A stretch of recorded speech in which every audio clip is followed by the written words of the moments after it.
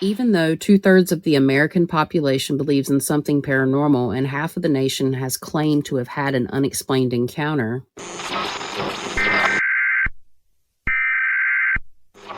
Hey, Em, can you hear me? I really hope this translates clear enough. Hopefully, you can actually hear this because it's really, really important. Yes, I can hear you, but barely. I'm trying to figure out what's happening. Listen, our initial investigation into the statistics of paranormal activity that people are experiencing around the world is off the charts. I know, it's worse than we thought. This problem continues to grow. We know the veil is thinning at an alarming rate as well.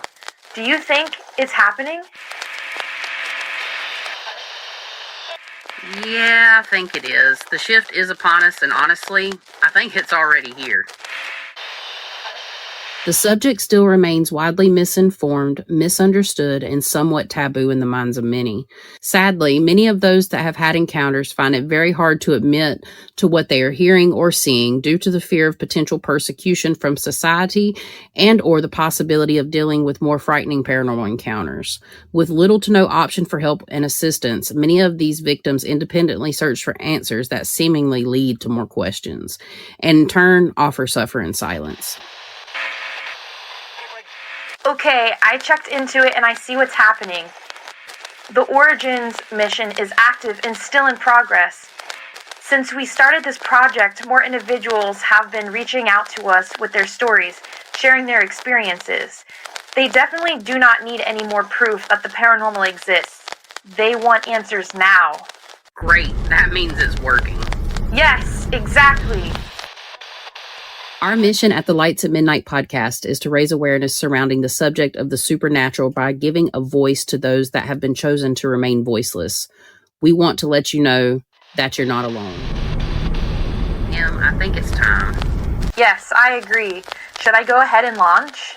Yeah, activate project integration. You got it. Initiate project integration in progress.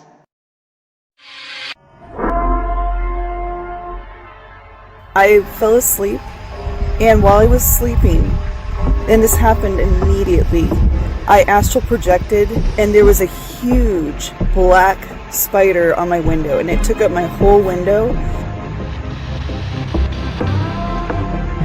I would feel somebody jumping at the end of my bed. I don't know who it was, what it was, but just about every night I would feel something jumping at the end of my bed, and then I'd literally have to scare myself to go to sleep.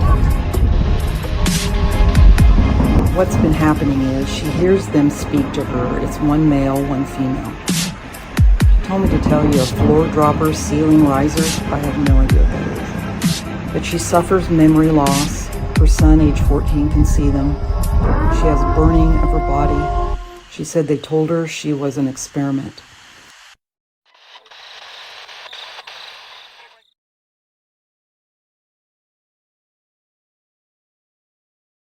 My name is Chasity, aka the Luminary Luna Beams. And I'm Emily, the Fine Art Medium. Yep, and we're two mediums that specialize in the paranormal. Our purpose is to shed light on what goes bump in the night. That's why we call this podcast Lights at Midnight. Lamp. Ding! Y'all get to see all the fucking crazy facial expressions I make now. So we've decided to change things up a little bit for season 2. So the name of this season is Integration. Last season, we went through the vibrational spectrum and we were able to basically go from positive to negative, and all that kind of good stuff. So this season, Integration, we're going to take what we learned from season 1 and we're going to apply it to different paranormal stories. So we asked for listener stories from you guys, and we do have a treat for you today. It is something a little bit different than just a listener story, but since it's Halloween, we definitely want to kind of do something a little bit spooky. So most of our listener stories are just a few minutes long, but this is going to be quite a bit of a story, because this comes in from my good friend Kristy. I met her in the last month. I've already worked some cases and remote clearings with her. She's super special, awesome. And she has provided us with her stories from when she worked at Waverly Sanatorium out in Kentucky. So she was a host. She took people through and gave them tours and got to do a lot of paranormal investigation. And during her time there, she has some crazy experiences. Like, they are super wild. So what we're going to do is we're going to cover her stories. And then while we're listening, we're going to kind of react. We have listened to most of it, but we've both channeled a little bit. And then we're going to be doing some channeling in between the story. So if that makes sense, we're going to bring that on in. We are going to keep our weekly experiences in this episodes and the episodes to come, because it's a lot of fun. You get to hear all the craziness me and Emily go through and that we get to do. So without further ado, Emily, what is your this week's experiences? It's a collective one. And it's pretty much, guys, if you're a part of my main channel, The Fine Art Medium, you already know about the poltergeist video I released and how I thought that fuzzy thing, well, I wanted it to be, you know, a spirit orb, but we all know it wasn't. And then some actual poltergeist activity happened when I was recording afterwards, and Mickey went off, and it was a crazy time. But then there was this ghost chick in my house that then Chastity caught. And yeah, Chas, would you like to take it away with that?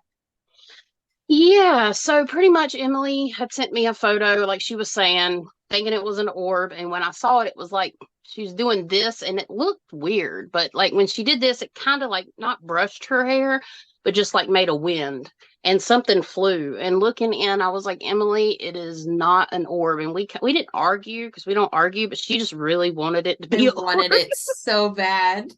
She did. She wanted it to be an orb so bad. And I'm like, I'm sorry to bust your bubble, but honestly, I think it's hair. You know, I went to school for graphic arts and imaging technology, so I'm more keen than most to spot fake photos, and I'm not saying that it was fake, but you know what I mean? Like things that aren't paranormal. Okay. So pretty much, we went in, and I don't really tune into Emily's energy because that's kind of intrusive. But the fact that she asked me, and I was joking with her, I'm like, you done manifested some poltergeist activity. And, you know, what did I say? I think you said you birthed some type of hair fuzz out of your head and all that kind of stuff. And I was actually joking when I told her, I said, why don't you try to make the light like flash, like flicker? And she's like, okay, you know, because we do weird shit. Okay. Anyways, don't judge us, okay?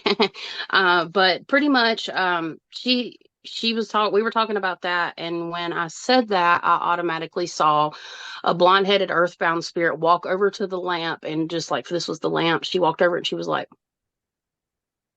and I'm like, Emily, you got somebody in your house. And when I saw her, she moseyed back onto the kitchen, and it turned into something. So I ended up getting rid of her. But the craziest part, do you want to tell them about what happened when I started? Well, I didn't just like kick her out. I sent her to the light.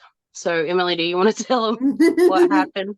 So while Chastity was doing that, all my little animal elemental friends decided that they were curious and wanted to pop their head out of all the crevices in my space to see what was going on. And Chastity thought it was the most hilarious thing ever. It was like Where the Wild Things Are, when the books that we had, well, some of y'all may be too young to remember, but some of y'all are probably old enough to remember that we had the books Where the Wild Things Are. They looked somewhat like that, but different. And one of them was a plant. It was like coming out from behind a plant. And I'm like, Emily, there's a plant in your corner. She's like, oh, there was one there. And they just kind of come out and watched as the light opened up, and I crossed over this, what I felt was an earthbound spirit, which I actually had a dream about 2 nights before. So anytime before I do a remote clearing, if it's going to happen, I'll either have some type of experience, dream, or I'll get visited by things. And it generally happens within 3 days, sometimes up to a week before. And yeah, so I ended up having a dream about this situation. It's something we actually talked about in season 1 too. If you remember, we were talking about all those people standing around you when you went to sleep that one night. And basically all the elementals like popped out and popped back in. But come to find out that this plant actually was a spiritual plant. It wasn't, because when I started thinking about it, I'm like, wait a minute. Nothing looks like this. No plant normally looks like this, because it was kind of I'm not going to say it was realistic, but it was cartoonish. So anyways, everybody popped out and was like, and then they minded their business and they went back to doing what they were doing. And then I was like, I started channeling. I just couldn't help it. So that's when we determined that her twin, the house is like dualistic, or has a, what is it called? Twin? Yeah.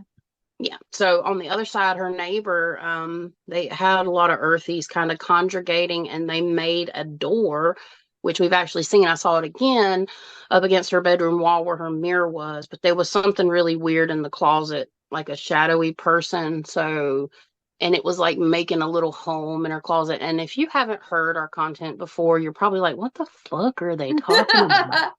But just trust me. Anyways, it got cleared. But the point is Emily's been manifesting certain types of poltergeisty activities because she's constantly working right now, or she just got done with her 31 days or videos, basically. So she's been working a lot, which causes a lot of energy to come into your environment.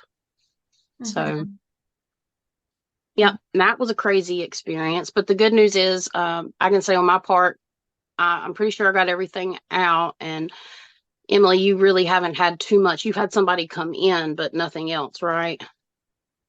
Correct. It was just the one 2 days ago I just saw standing in my hallway, and it was, and then I think I kicked it out because I haven't seen it since.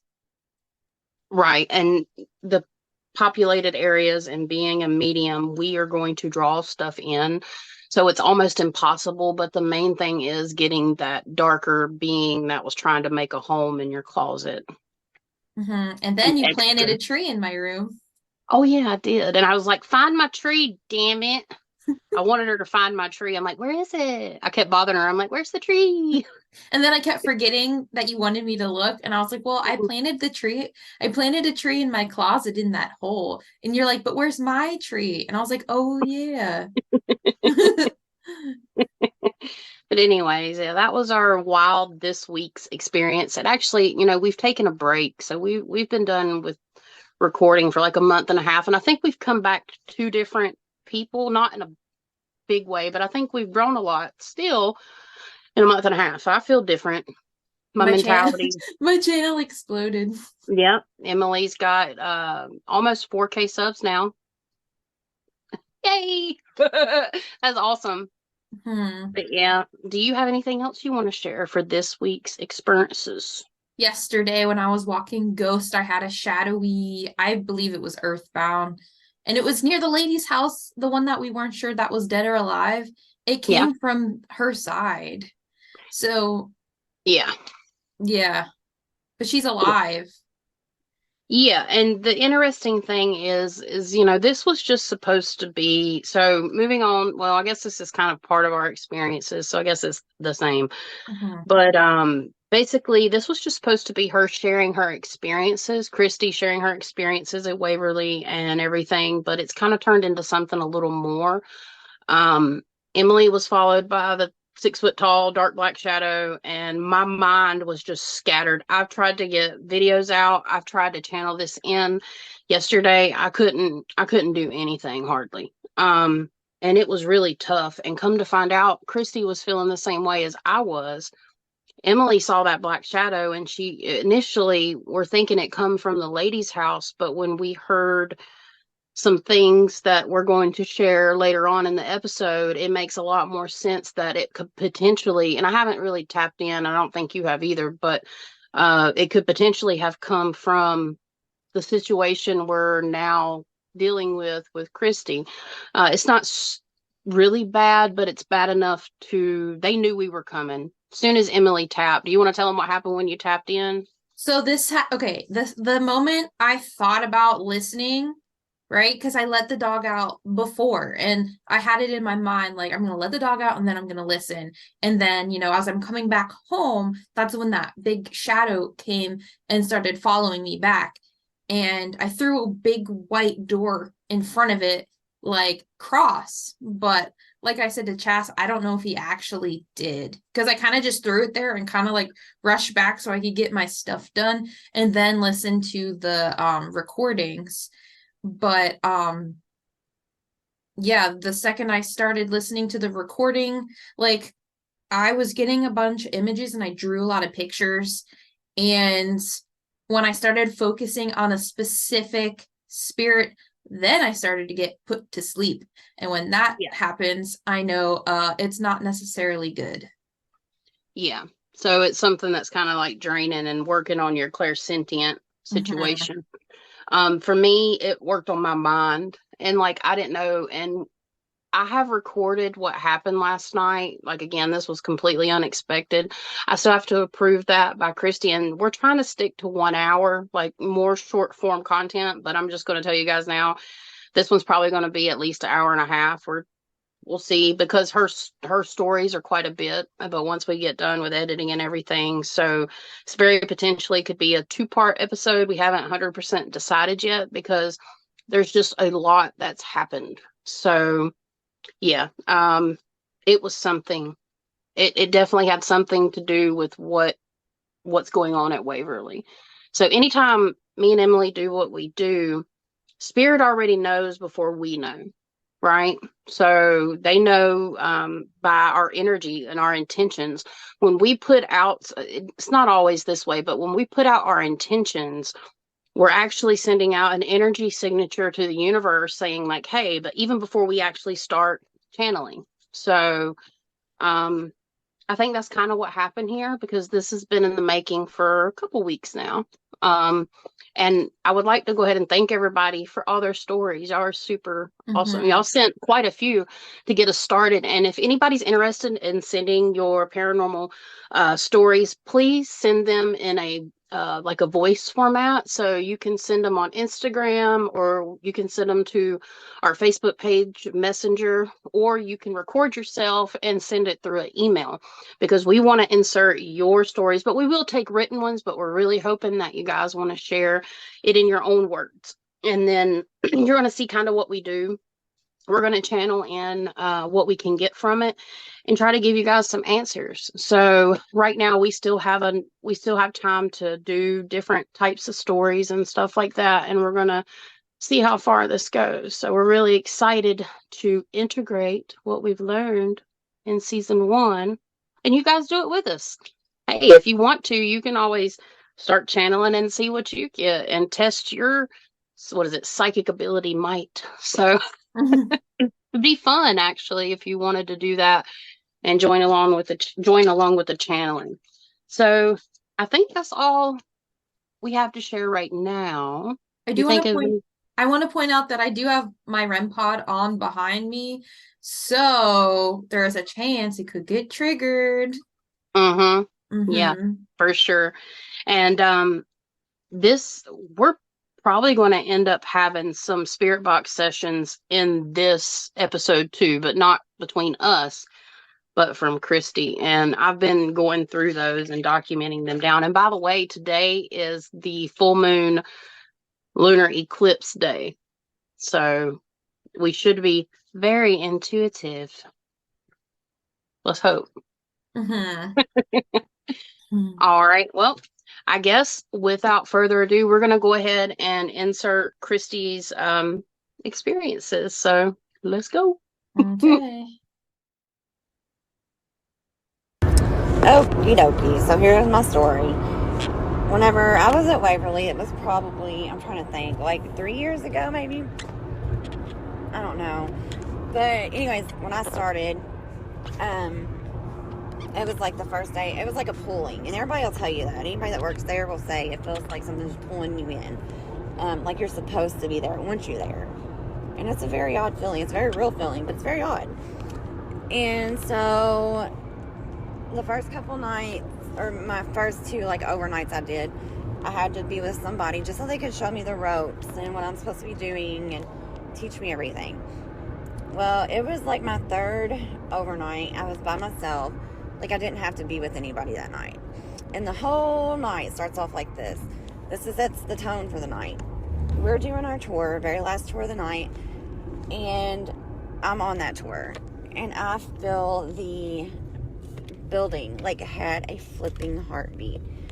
It was like it was alive, and you could feel it. It was pressure. It was, I don't even know how to describe it. Like, you could feel the emotions of the building and the sadness in the building.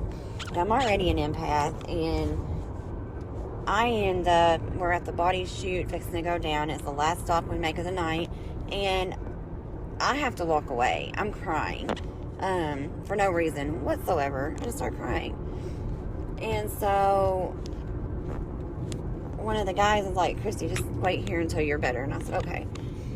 Well, I start feeling better. I quit crying, and I'll come back to the group. We finish the tour, and I go outside. I'm like, I just need out of here for a little bit, because I knew I was going to be there overnight. Well, I go outside, catch my breath, and I go in. Well, one of she was the main tour guide, whatever, at nighttime. She was over the overnights. And on the weekends, they have like a public overnight. So they will sell maybe 20 tickets or so for the public. But by 1 o'clock, everybody's usually booked it out of the building.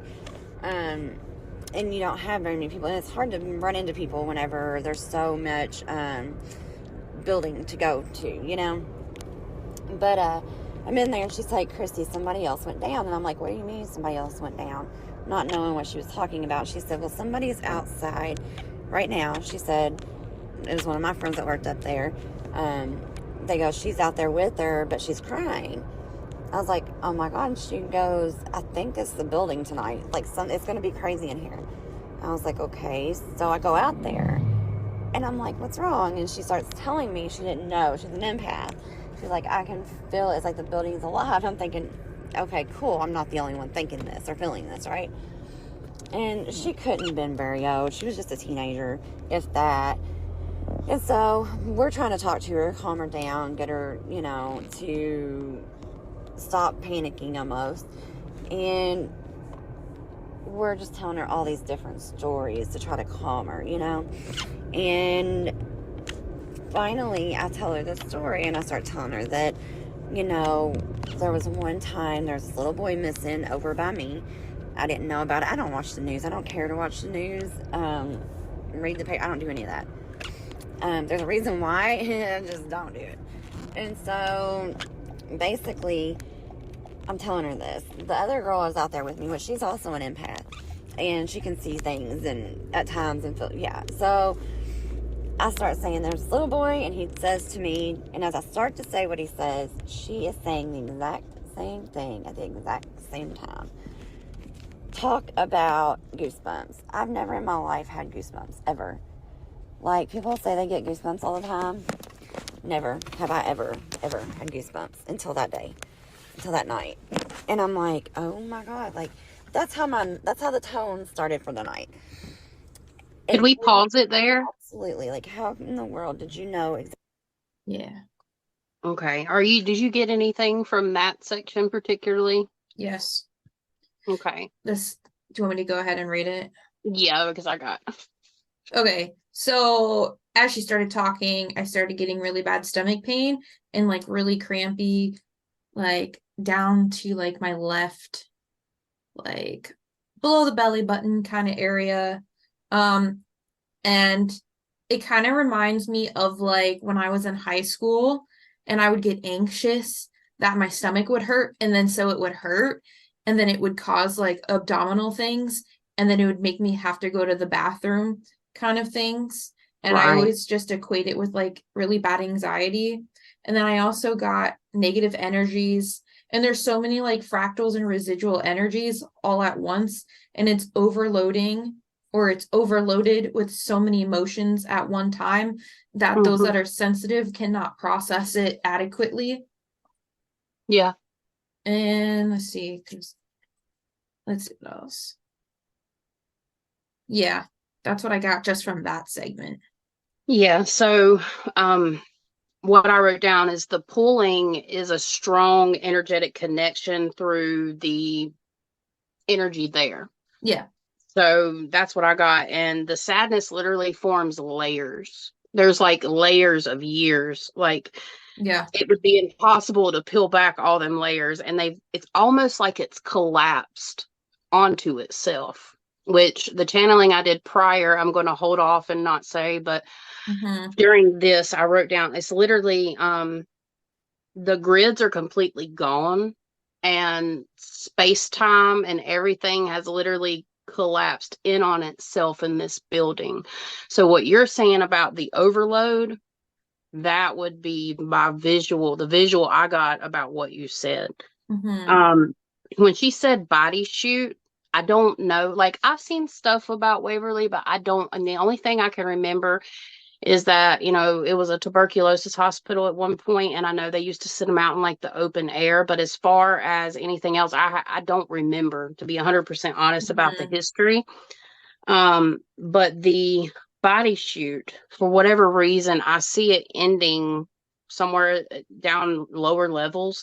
And I would put money on people investigating that area and seeing tons of shadow people, or just shadow people in general. I see multiple.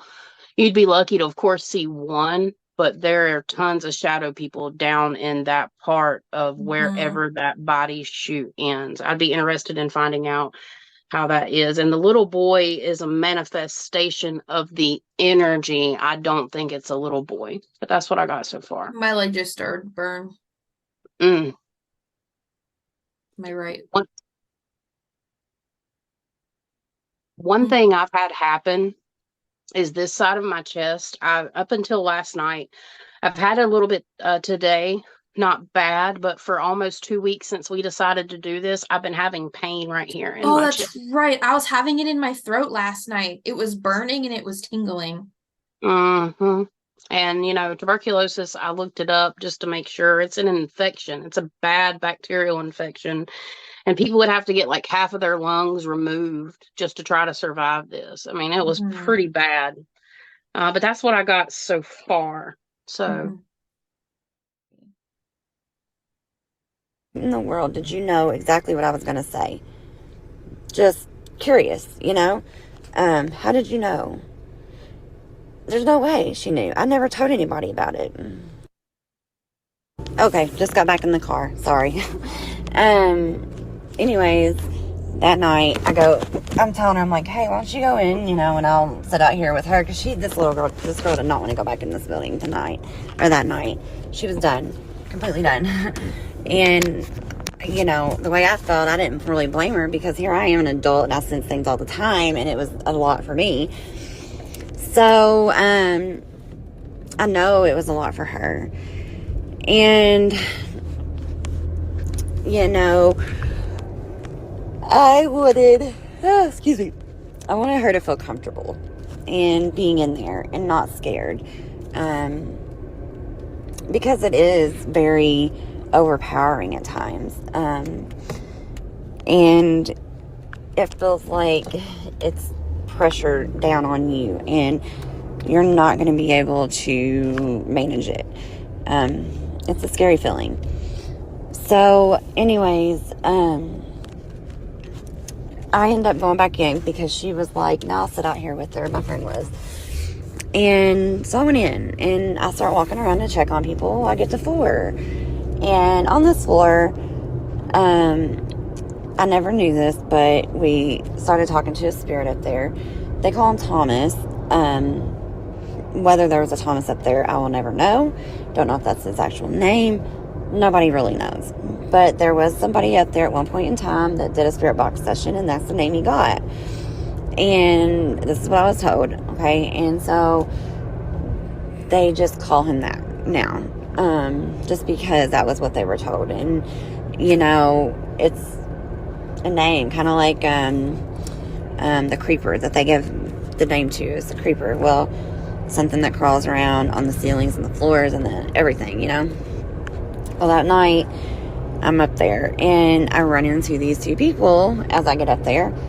And they're like, can you show us somewhere that, like, there's activity, or can you try to get something to happen? And I'm going, sure, you know, why not? And so we go to the end of 4. Well, at the end of 4, there is a fire escape. And at that fire escape, there's a little window in the door. And you cannot get out on this fire escape. If you do, you're probably going to crash to the ground because it's not the best place. I mean, I'm sure it can be used because it has to be, but I wouldn't put my life on it. So, anyways, it has this window, and it lets just enough light in, just enough to where you can see if something's happening.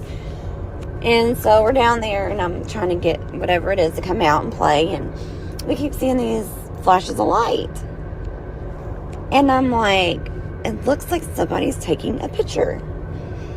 And I can't figure it out to save my life. And I'm going, what is going on? And not only that, we're seeing shadows peek out of doorways, popping out. And I'm going, okay, now, I've seen everything.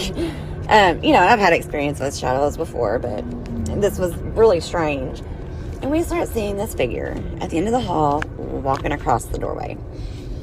And I'm like, oh my God, my first time alone up on a floor, and we're seeing this happen right in front of us. Well, apparently I'm being called over the radio, and it's not working. Like, we had radio problems all the time. Because the next thing I hear is, Kristy, where are you at? And I was like, yo, what's up, dude? Like, what is going on? And he's like, we have been trying to contact you. And somebody's trying to find you right now. I'm going, this thing has not gone off at all. And so I let the other girl know where I am and everything. Well, she comes up there, and we still see these flashes of light. So I said, let me go look and see, because outside they have the, it's kind of like a breezeway, I would say, just to explain it to people. But they would pull the beds out there, and to get them air, because one of the things that they believed was fresh air would heal tuberculosis. Well, I'm out there, and I'm walking down the hall to see if he was taking pictures, and suddenly I see this black figure in front of me. Me thinking somebody's standing there, because it is dark, and that's what you see, is what you're seeing is this black shadow of a person, usually, because it is so dark. Yeah, sorry, I was reading a message that somebody just said.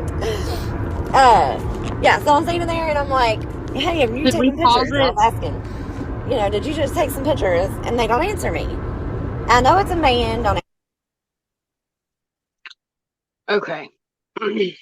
So this is what I was writing down prior to her saying the black shadow at the end of the hallway. Thomas is like a shadow person, and he has red eyes. Like, I'm seeing red eyes. That's just what I see. He's so black. He's blacker than the blackest, like a void. And the emotions that this thing gives you is what you put into it. But it's easy for this thing to kind of like latch on. Let's see. Let me see. Can you see? Yep. So is that what you got for Thomas too? So I got a few things for Thomas. Okay. I don't have very much to share there. I want to share an experience or part of my channel I did last night, but I'm just going to read the last couple things and then we'll let you go. So they follow people around. Like, I'm seeing these beings, almost like fractals of people that have turned into something darker. And I'm not going to say everything's dark in this place, but there's so much sadness that it just radiates through it all, which makes a lot of the things more lower vibrational. But it literally, you'll feel like somebody's watching you from behind. That's what I get. Also, too, I'll stop there, let you go, because I wanted to talk about the breezeway after. Well, okay, I had to grab my rose quartz because my stomach really, really, really hurts right now. But it started to get really hard to breathe, and it's so thick, and it feels like every time you breathe, it's like you're being constricted to where you can't recuperate that breath.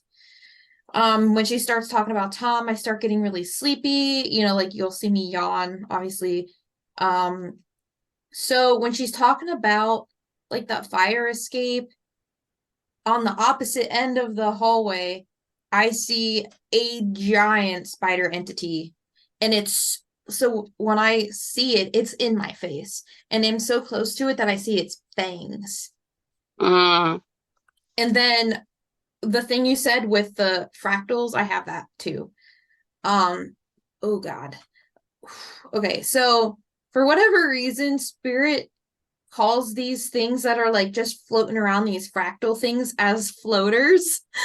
And basically a thought forms created by immense negative energy.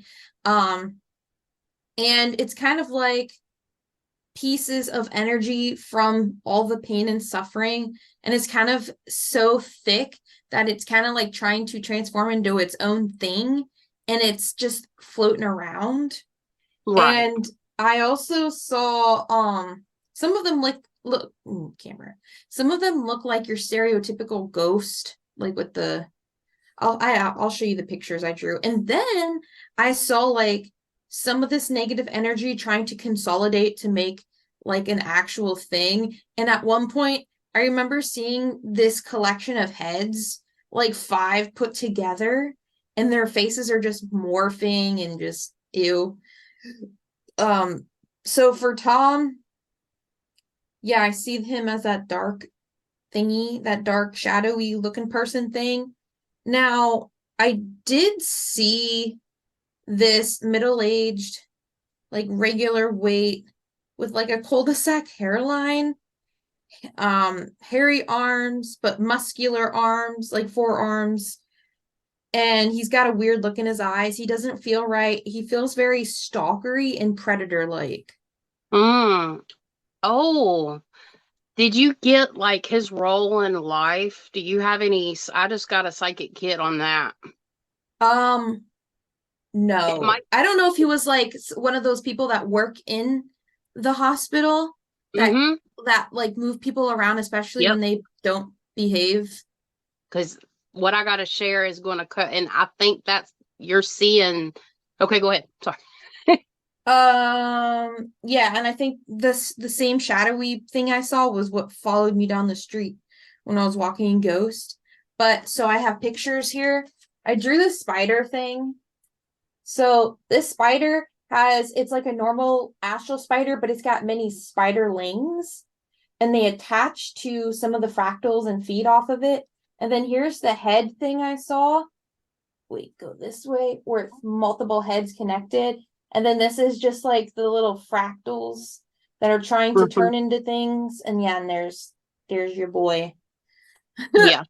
Yeah. Yeah, that's so interesting because she mentioned the creeper. So the creeper she had told me about, and as soon as and this was like, I don't know, weeks ago. Yeah. She said somebody sees the creeper, and as soon as I saw that, I see like that shadow person you draw, but it like starts to climb up the walls. Okay, giving you visuals. It climbs. I drew it too. Yes, and that's pretty much kind of what I see, Yeah. except it's got one, normal arms and legs until it starts to climb, and then it's like they fan out. Like it would be like this, and then it just fans out like that. Yeah. Yeah. And it starts to use all them, but what's weird is like its arms and legs are like not, and I'm not seeing flesh, I'm seeing black associated with it. Yeah. It has fangs. So that's me and Emily actually did speak about this one thing prior.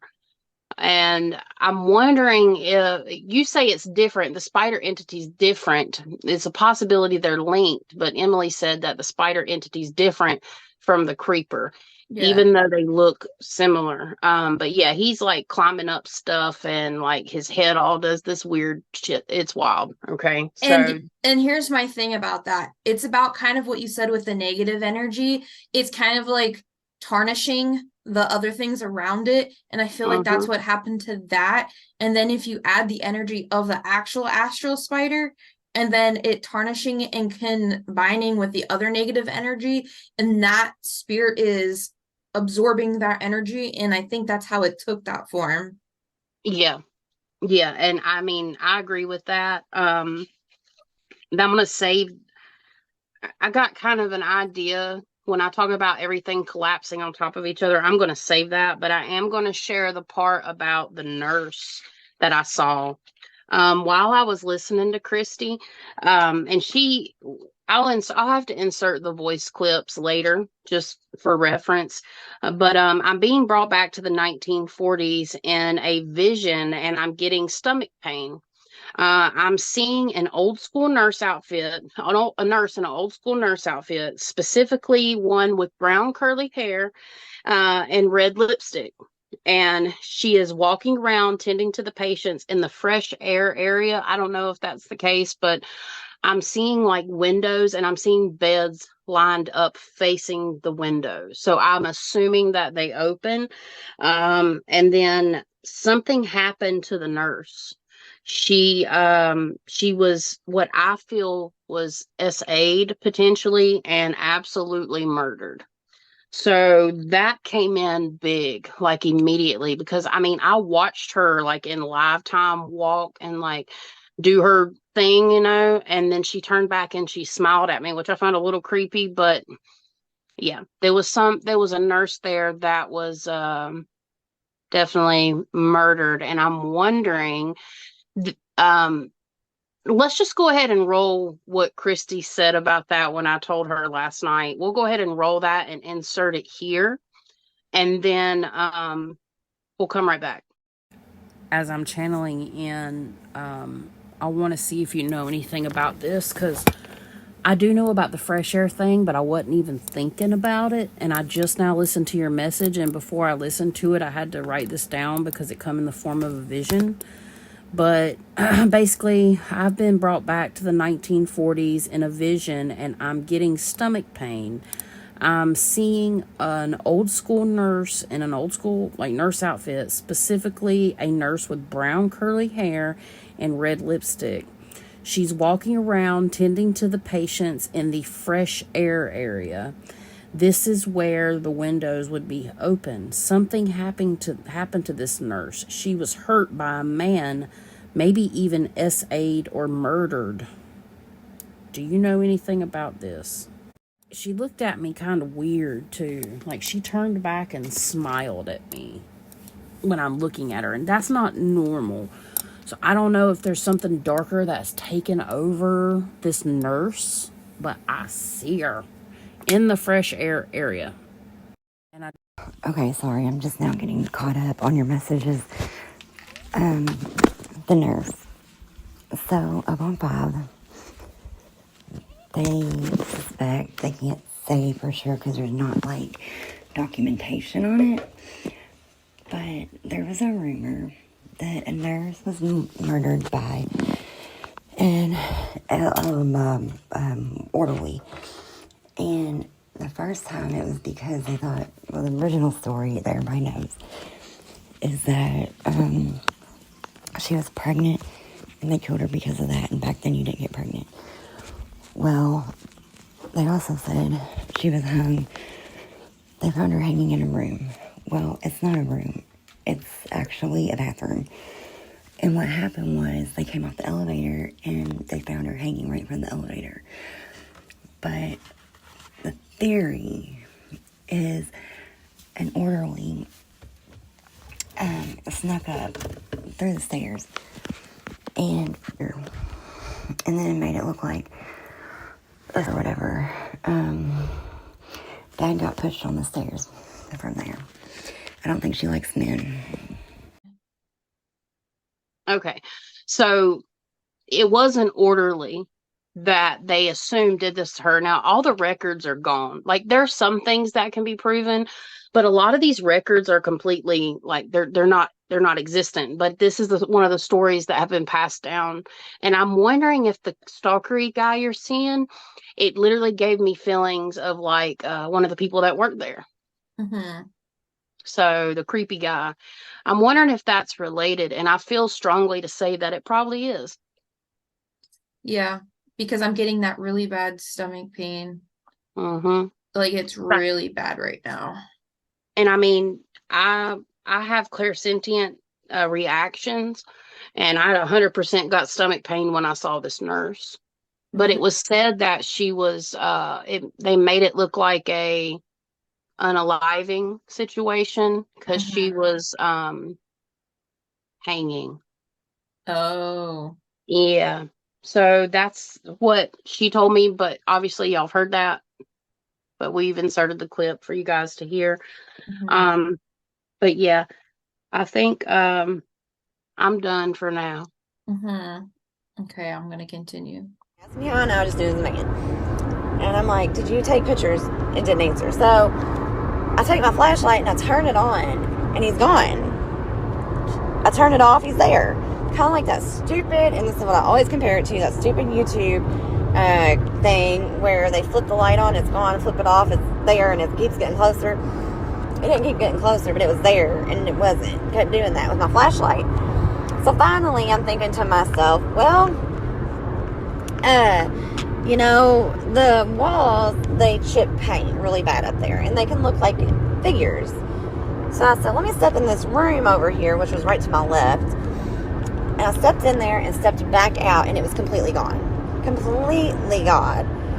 And so I'm trying to figure it out. I'm like, okay, now that was for real something there this time.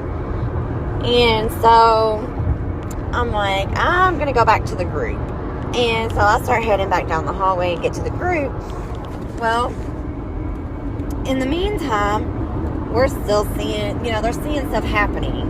Well, I don't know, you know, if you know Waverly, you know, there's a story of a little boy there also that likes to play with the balls. Well, by then, one of the other guys that come up there, he's playing with the ball and rolls it to the end of the hall, and we're trying to get this little kid to play, right? It's a light up ball. It does not work. Like, he's not wanting to play. So he goes down into the hall, and I snap a photo.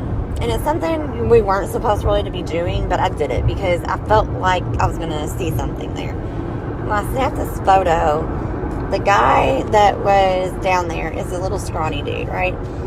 I get this big, huge, overpowering figure standing up, and you see him bending down. Nobody was down there with him. So it was quite crazy. Then he tried to throw the ball back. Well, it ends up into a side room by itself. We forget about the ball being in there. And next thing that happens is we are hearing noises. So I was like, let me walk down this way and see if somebody's down there. I start walking down the inside of the building, and as I'm walking, I'm hearing footsteps behind me. I stop, and I'm like, I'm going to turn around, and nobody's going to be there. I just knew it. I felt it. There's nobody there. So I turn around, and obviously nobody's there. So I just keep walking. I'm like, okay, you're okay. Because it is an eerie feeling when you have something. And so I was like, I got to get out of this hall. Like, it just went through me. And so I went out through a room and on the outside part, and I started walking back up.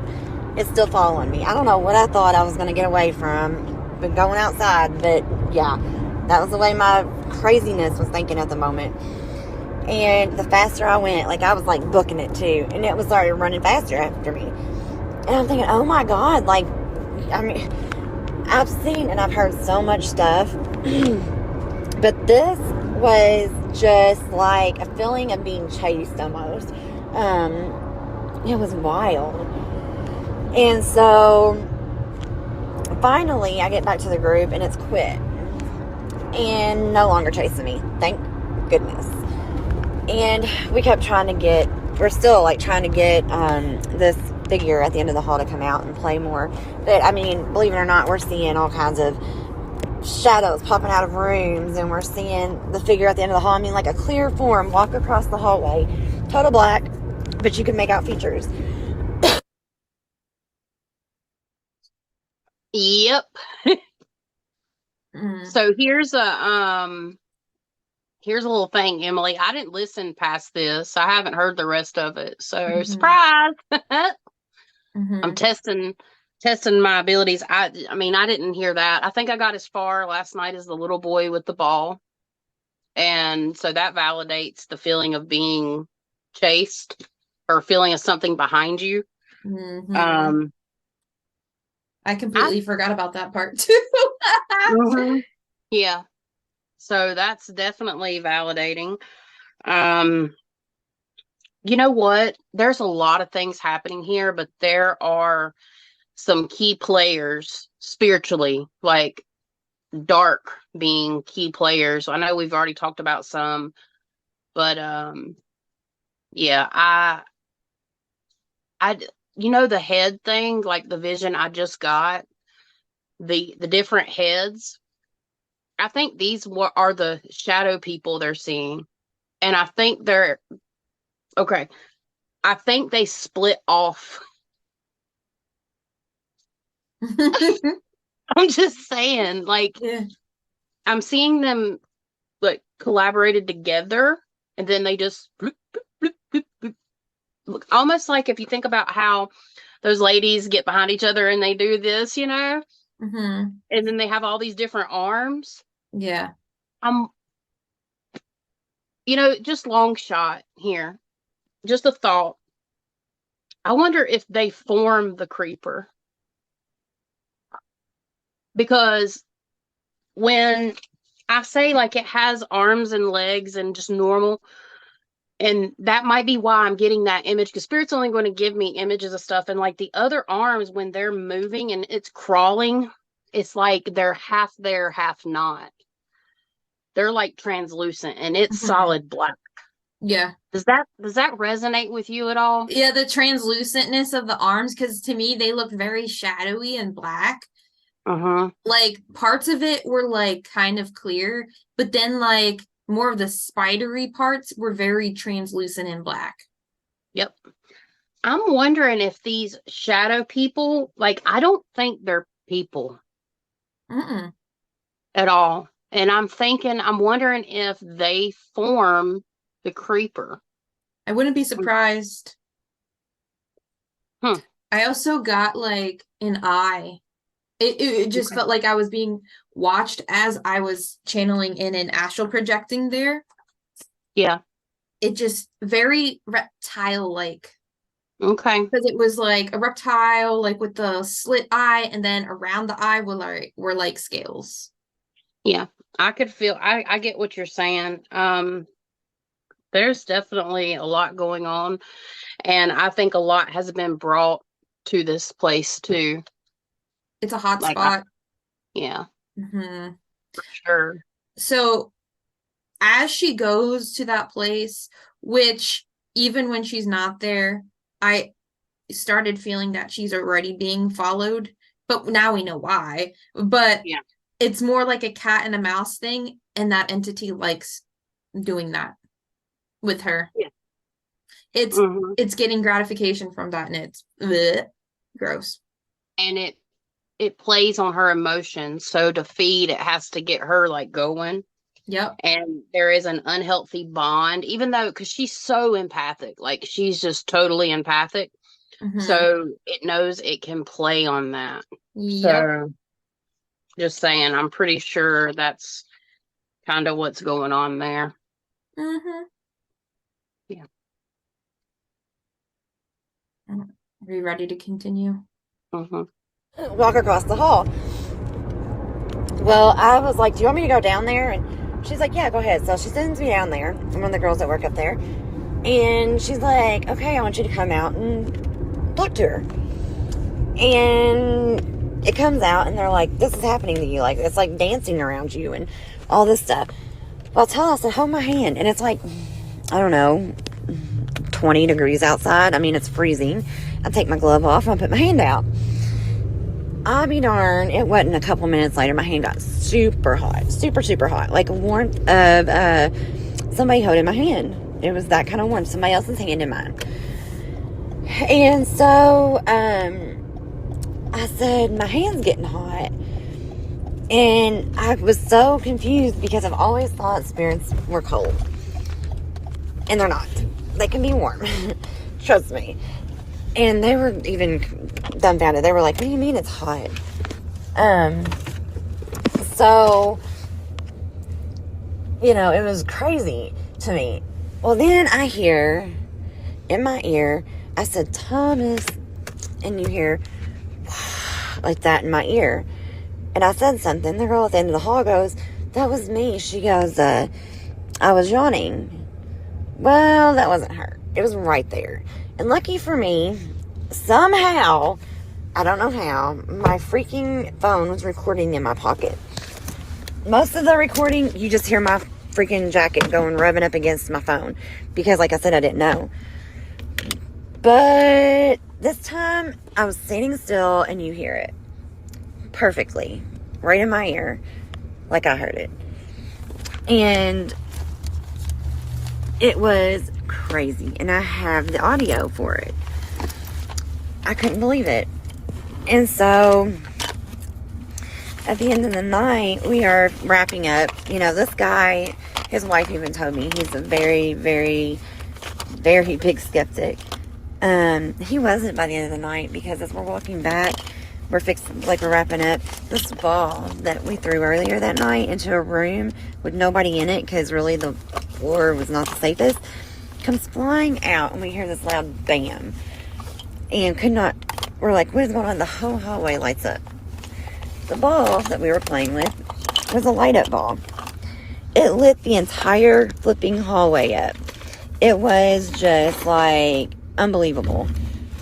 And I'm like, where in the heck did that... I mean, it scared us because none of us expected it, or we didn't know. We forgot all about it, honestly. Nobody remembered that's where the ball was. And so when it came out, nobody knew what happened. And so, you know, that's when all that happened. Everybody's like, where did that come from? Blah, blah, blah. You know, nobody knew.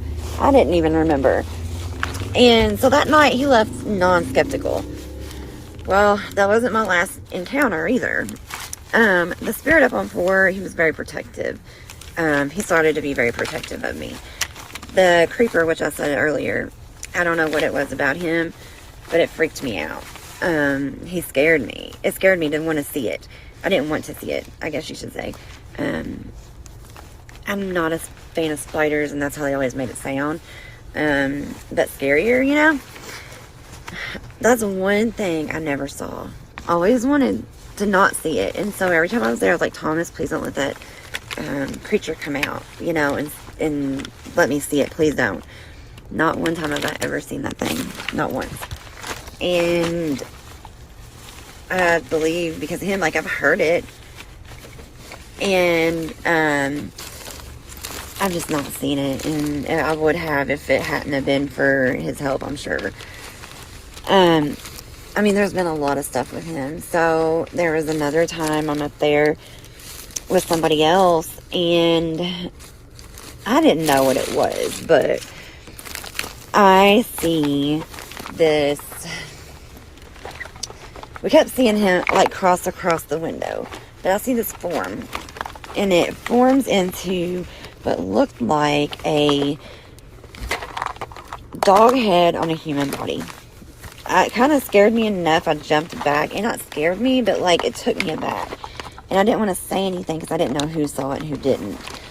But I kind of jumped back behind somebody and looked, and I was like, okay, maybe I'm seeing things. But I remember exactly what it looked like. And so finally I asked one of the guys up there, I said, this was after I wasn't there any longer, and he was on investigation with us. And I said, this is what I saw. What was it? You know? And he goes, you know, that's like Anubis, god of the dead, right? No. So, I've not quite figured out why I saw that. My only thing I can think of is up on 4, they used to have a facility up there for geriatric patients, and it was like one of the first. And so this guy, this doctor up there, he was only supposed to have supposed to only have a couple of floors, and 4 was not one of them. And so when somebody came up there one day, they ended up on 4 by accident, and they found all these patients that were being starved to death on that floor alone, nobody with them. Very sad story, but a very true story, because from what I understand, you can go and look it up. You can find the story. You can find actual proof of the story. And so, you know, there's been a lot of tragedy up there. But then also the whole Thomas thing is on 4. So, I don't know. It's kind of a mix of what's going on. So, it's Thomas plus the the Anubis thing, and I don't know what's up there. You know what I mean? And I got more. I need a break, though. So, give me a minute to get my thoughts together. Because that night was, like, my craziest, that one night. And then, I mean, I have more, but about him, because there are some things I do want to know. So when she, like, puts her hand out, but then, like, she feels the heat, that's not something I would have done. Because it's zapping. It's taking energy. I feel anyway. 100%. Because usually when you do that, that's an invitation. First of all, you don't want to do that. And well, anyway. Also, I noticed there's a symbiotic relationship between her and Tom. And if you notice, like, if she wants something, he'll deliver it. But there's an exchange going on. So he'll do something for her, but in exchange, what does he get? You're right. That's exactly. I mean, are you done? Are you done with yours so far? So basically, it's like he waits, or he wants her to like him to create that bond. That's part of the bond. But like I said, there is a symbiotic relationship that she pretty much created.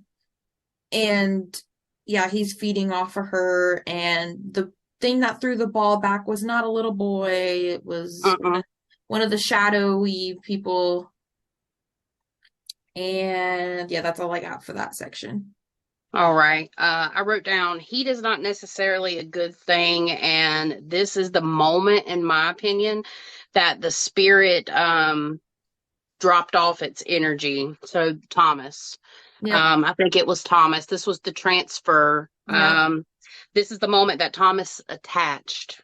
And I heard claircognizantly perfect timing. Because her emotions were high, and it made it feasible for him to be able to ease on in there, right? So the malevolent things in this building, because we generally focus on the darker aspects. I'm not saying everything's super dark in this building, but the darker stuff heightens the emotions of fear, and Spirit used the word to seed their energy into the people that are there, the people they choose. They mark them, basically.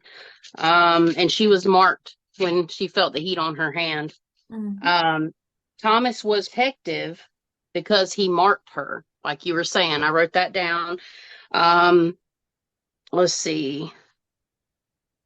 Oh, the sound of the creeper. Ooh. Oh, I heard that. I did. Yeah, so I heard two things, but I wrote down that it sounds like a scratching, like when just the sound of it moving is like kind of like a scratching and a fast tapping, like. Yeah. But the screech, it's like, I can't do it. I know exactly what you're talking about. See, this is how I tell the difference between the creeper and the astral spider. The astral spider is silent when it moves around. That makes sense. Yeah. And I'm wondering if the dog, this is just a thought, I didn't go past this. Not Anubis. Yeah, the dog head on a human body is either a thought form or like a cryptid-y thing. I was going more with thought form. Yeah. So, and I think some cryptids are thought forms. I think so too. So I can say that about the human head thing. So that was like a story that's been told around there. I would be interested in the history of that as well. There's a human head story? I'm sorry, the dog head on the human head. Oh, okay. Yep. Okay. All right. I'm going to press play. Okay. Well, that just went off the rails really quick on my last one I was trying to leave you. What I was saying was, there was a night I was up there, and I'm trying to get him to come out. This mom was not a believer. She had her 2 kids with her, and they were seeing stuff going. Shadows back and forth. everything like that. And I wasn't saying a word. And the only reason I didn't is because I didn't want her to be like, well, you're influencing them to see something. Because I wasn't. And so she just never saw a thing up there. And even though it was happening. Well, you know, I finally was like, you know, are you done? Are you ready? Because she was just wearing me out. But, you know, like, you take care of the guests. And I was kind of bummed because I was like, I really wanted her to see something, especially being such a, oh my gosh, I lost the word on the tip of my tongue. A non-believer, I guess you would say. Yeah, non-believer, whatever that word is. I really, a skeptic. There we go. With her being a skeptic, I really wanted her to see something. And admit she saw something. So Having bad head pain. And under my breath, I kind of say, hey, now look, if you want her to believe in you and to quit being skeptical, you're going to have to do something that she cannot deny that is happening. And we were just at the stairs about this time too. And it was like almost immediately this door, heavy door to the stairs, slammed shut. And I'm not that far. And she looks at me, she's like, who did that? And I take off running to the stairs to look and see, you know, who was there. Because you can't get far on them stairs without somebody seeing you. Because you can look straight up and straight down. And I opened up the door, I said, honey, nobody's there.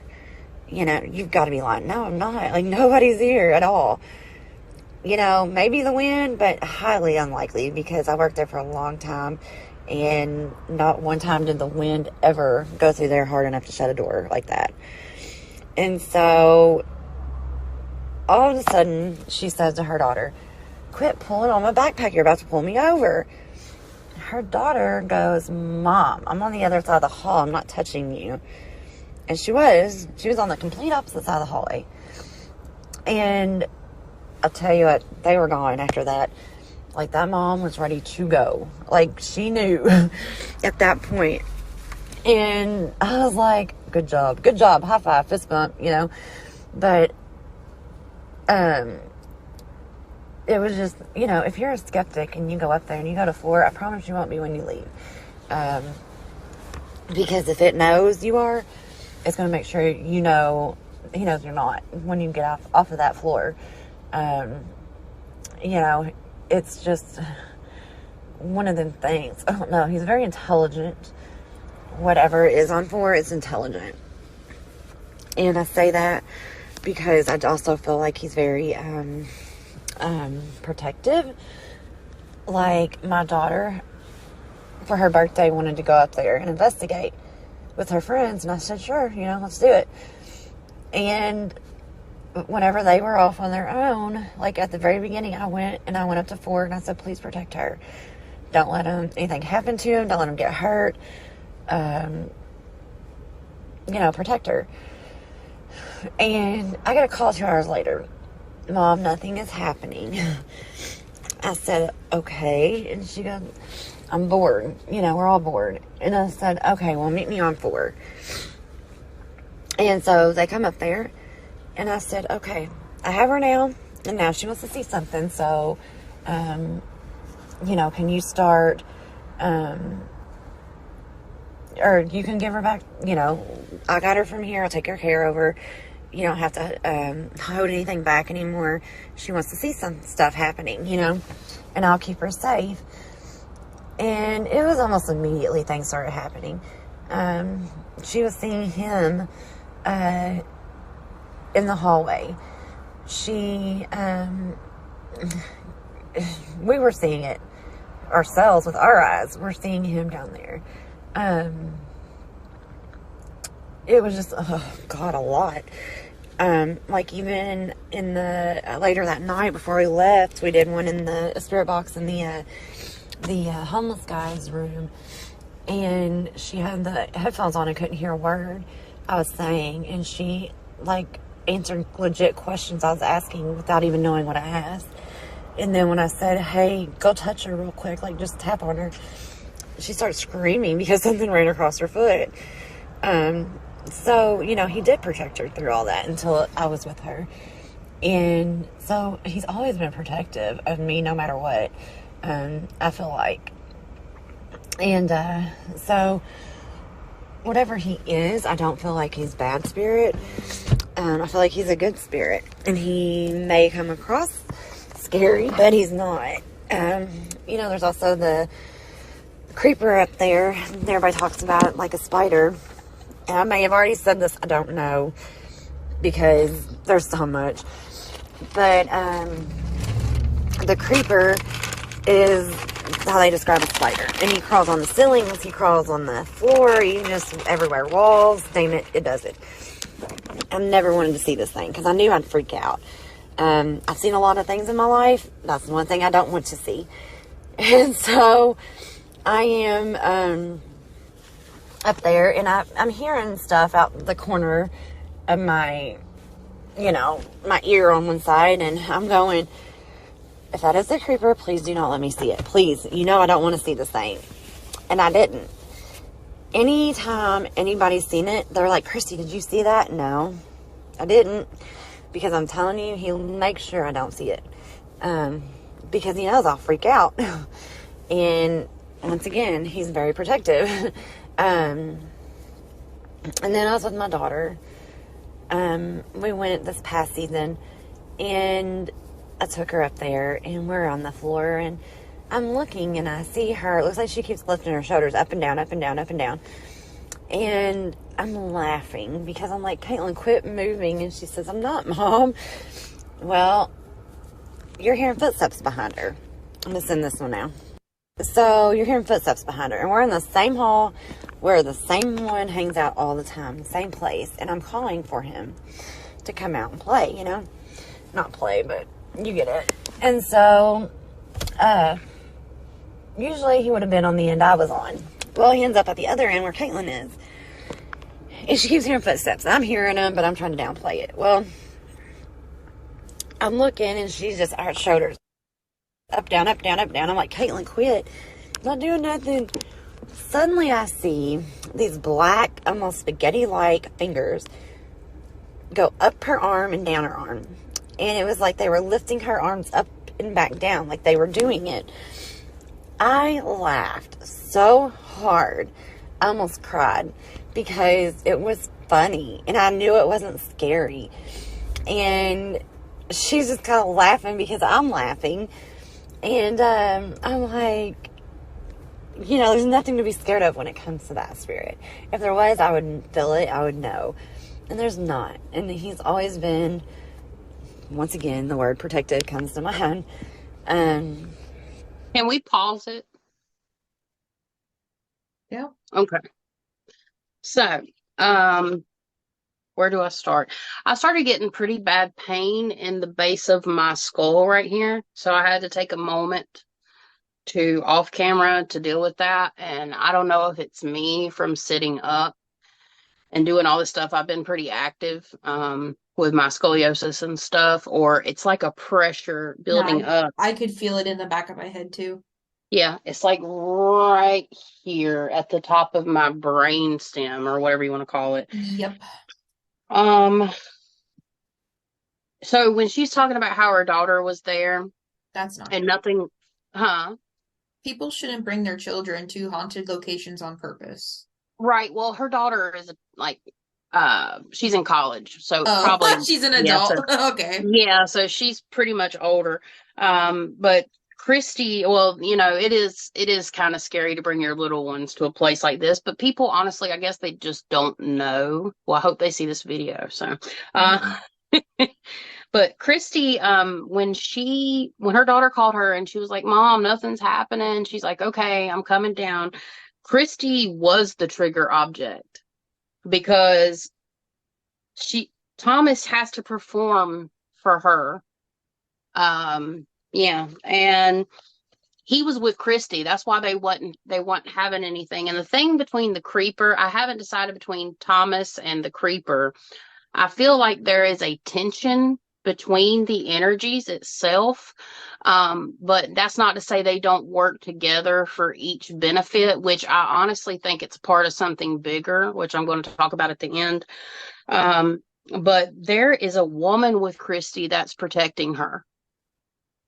There is a earthbound woman that's protecting her. And I don't know if it's her grandmother, because her grandmother, the first couple nights I talked to Kristy, she didn't believe in mediums and psychics. She was saying she's very skeptical. Well, in the last month, I've changed all that for her. And I'm not saying it in a prideful way. I'm just saying, like, between her grandmother come through within the first couple of days of us talking, and it flowed through, like, channeled right in. And then the remote clearing that I did, that I'll talk about one day sooner than later, because I got some plans with that, but it's not time yet. That's changed her total perspective. And I'm not trying to be disrespectful or in an agreement, but it's important right now to understand any spirit that is not in the higher realms, even if they don't have bad intentions, they're not good for the living, because they suck. And we've talked about this before, but it's because they suck the energy out of you. And this entity, Thomas, is very intelligent. It knows what it's doing. That's its purpose. And we were talking about that. But yeah, good spirits, there are good spirits, but they don't exist in the same sense and in the same place as lower vibrational spirits, because they can't exist together. So whatever's protecting her, like, it still fuses together in an odd way. Like, spiritual realms, they're able to see through each other. Like, they can, and that's what we do. But when I connect with a higher vibrational spirit, it is totally different than picking up or connecting with lower vibrational spirits. And even when I say somebody's protecting someone, they're not even in, like, the space. So something that I've learned is our 3D, we're here. We talked about this last season. We're in the middle. This is a visualization. We're in the middle. Above is higher vibrational. Below is lower vibrational, but they both can come and meet, like my description. But when I see lower vibrational things, they exist. So lower vibrational things, they exist in a realm very close to ours. It is so much like ours. It's like a duplicate. But when I communicate with higher vibrational beings, they're nowhere near us in that type of realm. It's completely different. And I want to make that very clear right now. So that's all I got for that. Okay. So yeah, the whole thing with what you said about Tom and her being the trigger, I absolutely agree. And he's the one that closed the door because she wanted something to happen. That was all on them, on those two. And then the whole spirit thingy manipulating her daughter, not good. Not good. Not good. I think that was the creeper. You think so too? Okay. Yeah. Uh-huh. I think that was one of the creepers. Yeah. They're creepers. There's multiple. I think so too. Yeah. Yeah. You don't want that. I wouldn't be surprised if the daughter gets an attachment and that would be her attachment. Right. I think right now, from just knowing Kristy, it's focused on Kristy. Okay. Yeah, because she's got more of the ability situation right now. Right. And the daughter is so focused on, like, because she's, from my knowledge, she's doing fantastic. Great. But you're not wrong. Mm-hmm. Like, you're definitely not wrong. But from what my knowledge right now, and I hate to say it like this, and me and Kristy have already kind of talked about this, so she already knows. Like, y'all are hearing this for the first time. I haven't listened to this far. Again, I'm stating that now, so all this is kind of new to me, or it is new, but I've already told Kristy that he wasn't protecting you, and this is what happens. She's a paranormal investigator at heart. Like, that's what she enjoys doing, and it is not commonly taught that there has to always be a barrier between when you're looking for ghosts. There always has to be a level of where you do not put your emotions into it, because that's how you get an attachment anywhere from earthbound to lower vibrational. So, was Thomas a person at some point? There's a possibility. I think, if anything, if it's not a descended human spirit, it's something else.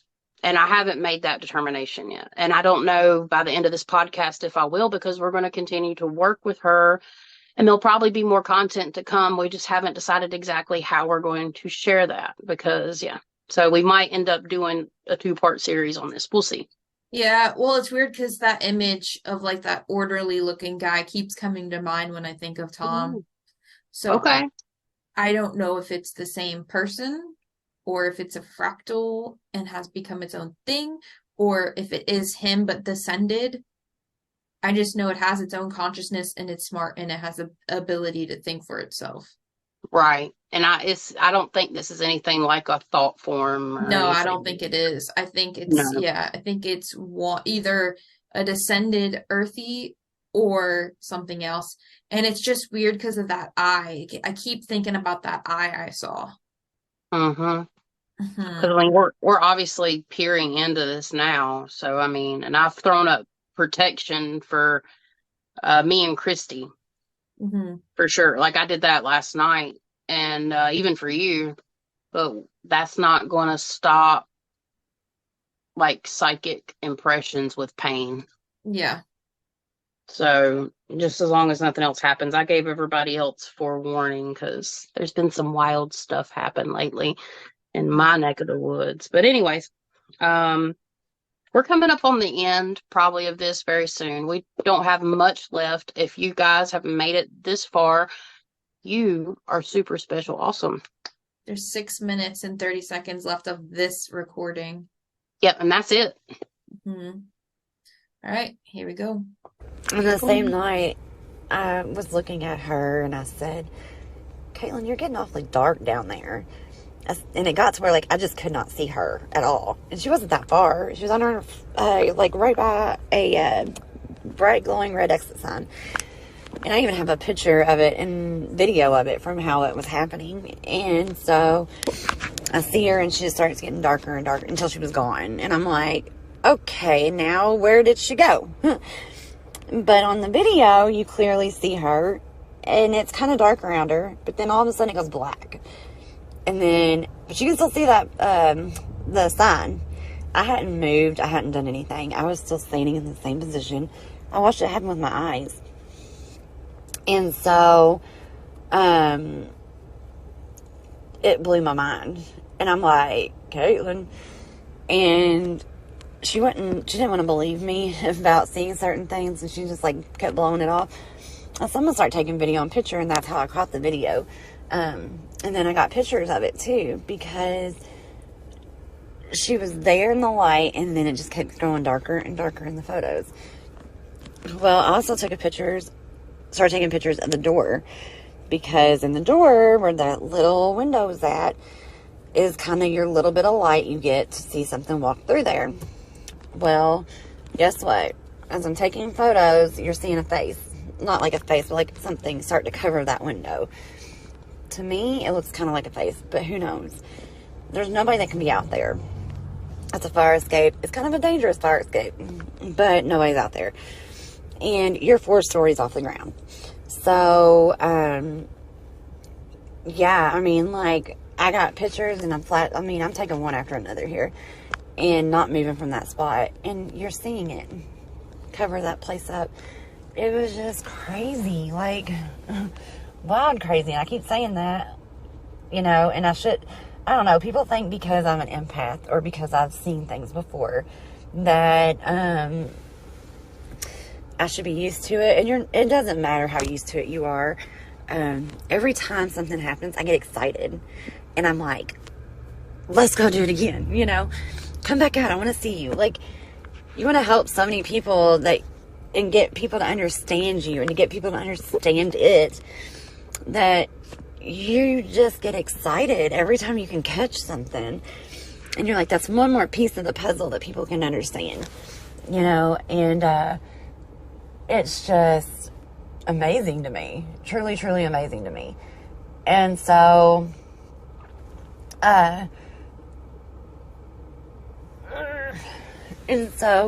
that's why I do what I do. That's why I get excited when I can help people too. I can help people understand, and they don't have to feel alone. You know, I have this evidence I can show. I have a way to prove what I'm saying is true. You know, I had somebody ask me one time, "How do you get so much evidence? Like, how do you get so many pictures and stuff?" I'm like, I don't. Like, they come to me. Like, they're attracted to me. And that's just what happens. And it's crazy. I know, it sounds crazy. But, you know, these spirits up there, especially this one, are like family to me. And they still are. And I wouldn't trade it for the world. I felt like when I left, I abandoned them. Like, they woke up one day and they're like, where's she at? You know? And I'm sure they were, because some of them are very intelligent. My last night, or the night that I went up there with my daughter, I went up and I talked to the spirit on 4 before I left. And I said, I want you to know something. I said, I want you to know that I did not just walk out on you. I want you to know that, you know, no matter what, you're still my family. I may not be here right now, but you're my family. I never walked out on you, and I wouldn't do that. And I hope you realize that. And so I said goodbye for now, not forever. And I felt like I needed to do that because of that connection I've had with that spirit for so long. Do I feel like he's came and visited me at times? Absolutely. I do. I feel like he has protected me several times from different things. Even not being there, he's protected me. So I do feel like he's not stuck there, but in a certain way, you know, like he's checked on me, or he's come around just to say hi or whatever. And I feel okay with that. Like, normally, if I knew a spirit came home with me, I'd be like, okay, you got to go. But him, like, I'm okay with it. He doesn't scare me. And he has always done nothing but protect me and take care of me. And so, you know, I have to say I'm not scared. I'm not. Now, when you get that feeling on the floor and that building feels alive, it can be unnerving. Absolutely, 100% it can be.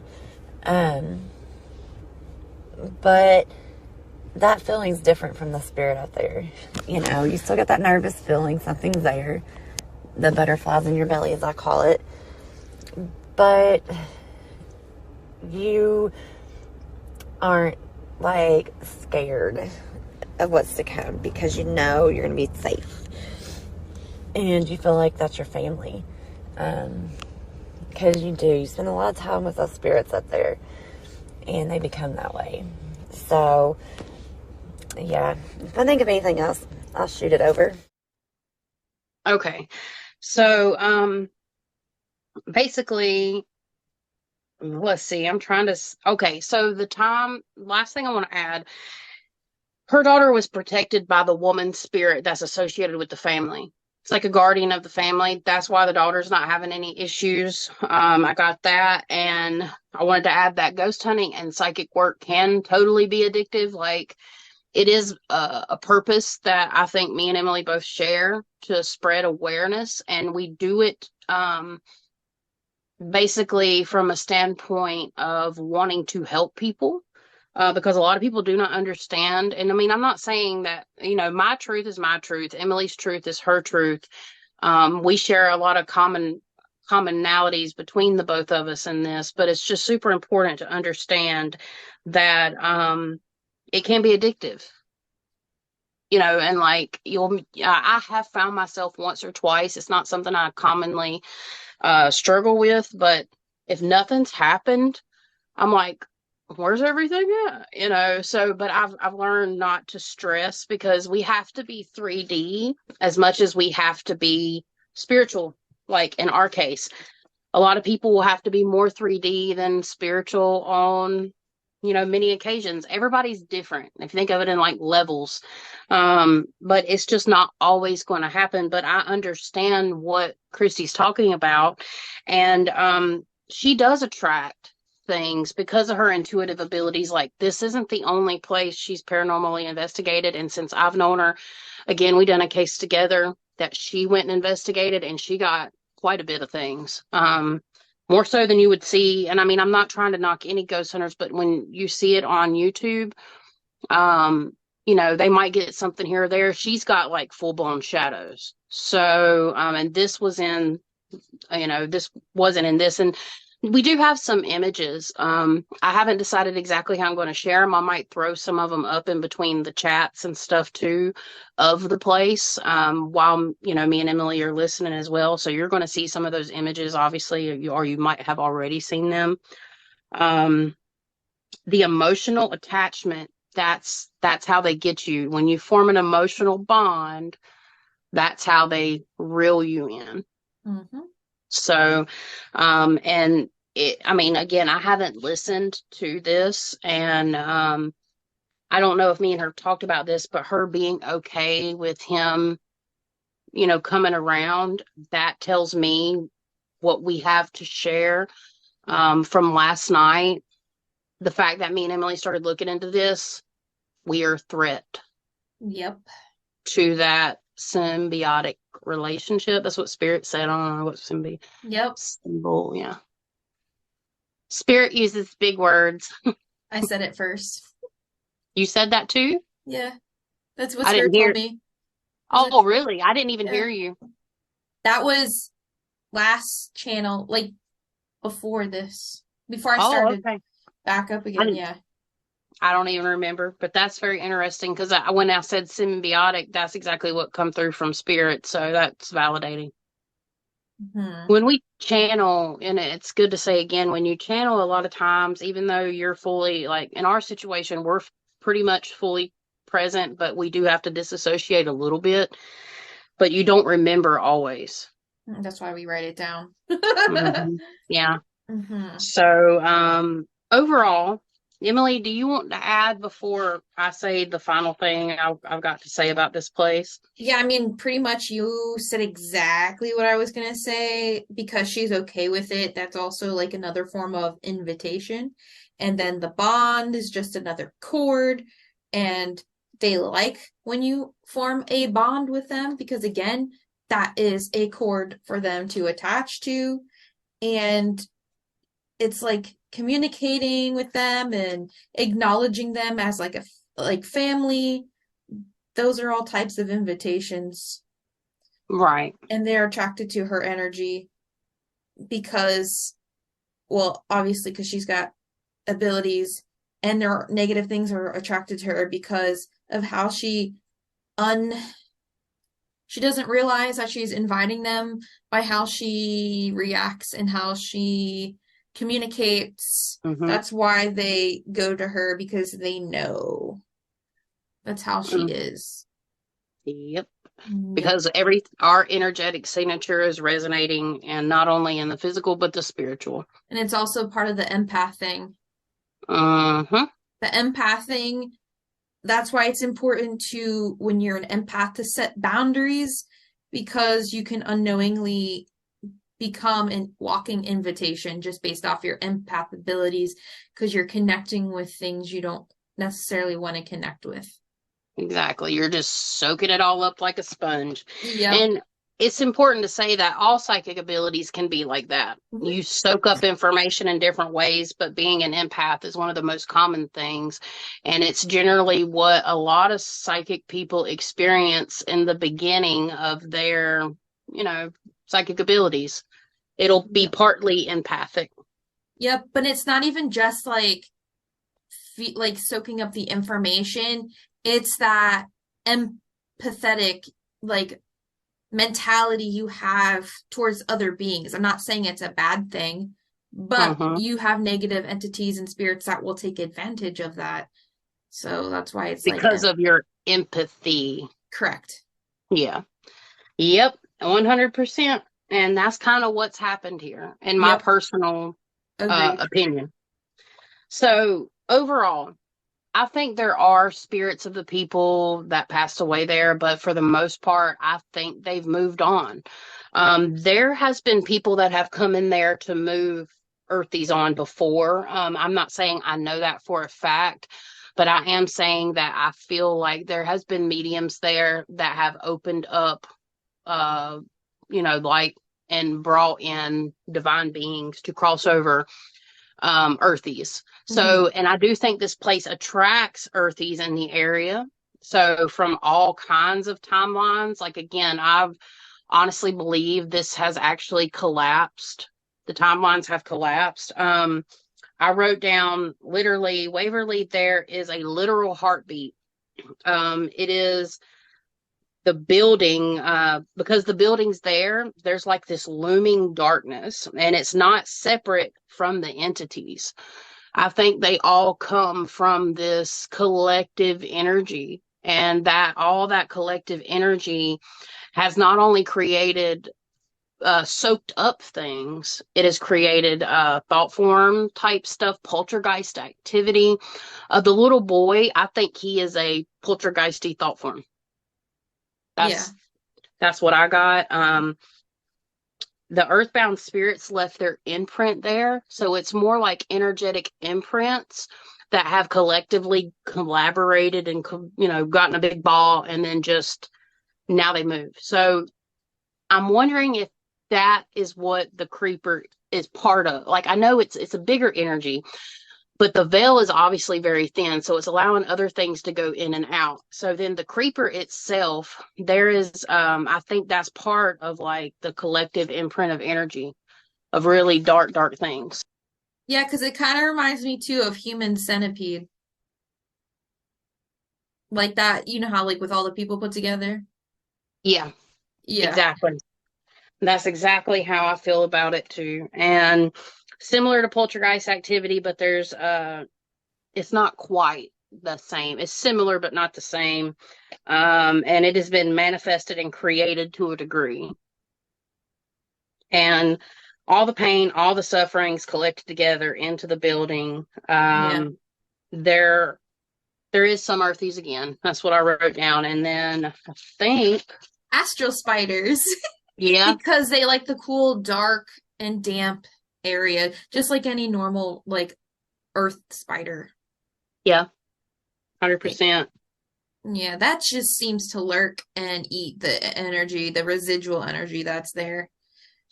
Oh, and I put down, there's two more things. At 3:48 a.m. last night, I had an orb while I was listening. Oh, that's right. I had an orb. You sent that in a voice message last night. Yeah. Yeah. And then, okay, back to the building itself. I was channeling. Okay, back to the building itself. I heard third floor creeper. Dizzy and lightheaded. That's all I got. Now, the other part of this chicken scratch is part of the spirit box session. So, oh, wait, I forgot to add the headache. Like, okay, so I wrote yesterday, headache the second I thought about channeling this place. Yeah, I'm getting, actually, when you say that, it makes me have like a pain right here. Yep, it's in the side of my head. In my eye. Mm-hmm. Yeah.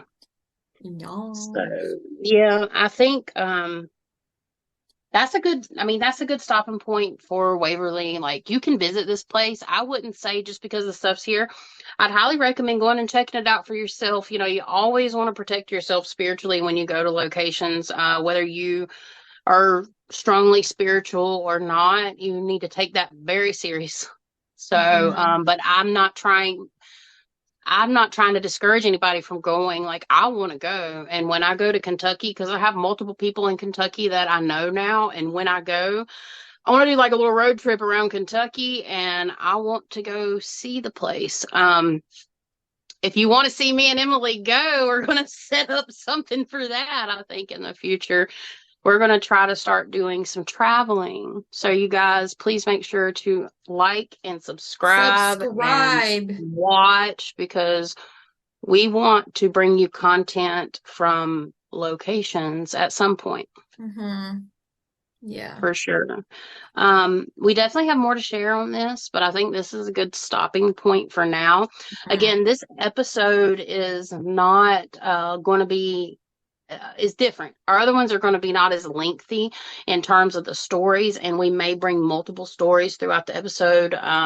We're still collaborating on that part, and yeah, got some really interesting stuff to add. So we're going to put that in a part 2 episode. Spirit fingers. What'd she do? She goes, what? Isn't she the one that does this too as Superstar? Who? Spirit Fingers, Superstar, the movie? Come on. Somebody knows. Somebody's laughing right now and they know. Superstar. Nope. Isn't that where Spirit Finger, the girl? I have no idea.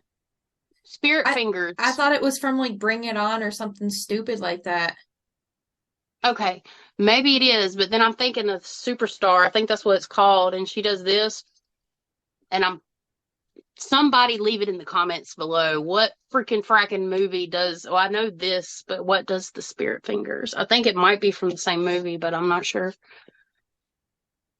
Yeah. I think multiple movies ripped off Spirit Fingers. Probably. I can't. It's been around since like the 90s, I think. I was born in the 90s. Young and freshly, what do they call us? It's not Gen X, or is it Gen Z? And then millennials, is it zillennials? I'm in the zillennial. I'm a zillennial. Yeah, I'm a zillennial. I thought that means I thought you were a millennial. No, I can't be, because in between I can't remember which one it is, but it's in between the ones from the 80s and the 90s. So the people that lived prior to the internet, like me, and then lived after the internet. And there's a specific term for that. Leave that in the comments down below too. What's that name? I don't know. I'm just here to talk about dead people. Y'all help me out. Yeah. Dead and things that just never lived. I mean, there's good too. But yeah, thank you, Kristy, for sharing your experiences with us.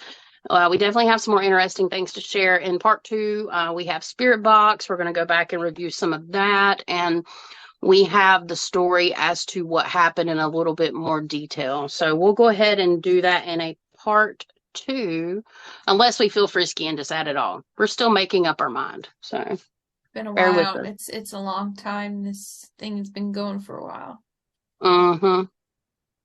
Alrighty. Well, until next time, guys.